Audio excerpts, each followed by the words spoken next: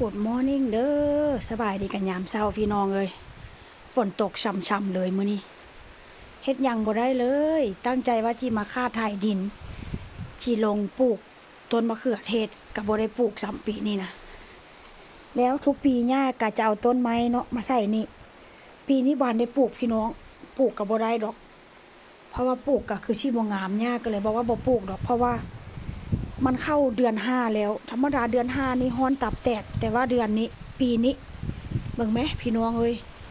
เดือนนี้ปีนี้ทั้งหนาวทั้งฝนตกปีนี้เป็นปีที่แบบว่าแย่ที่สุดตั้งแต่อยู่ประเทศสเปนมาพี่น้องเอ้ย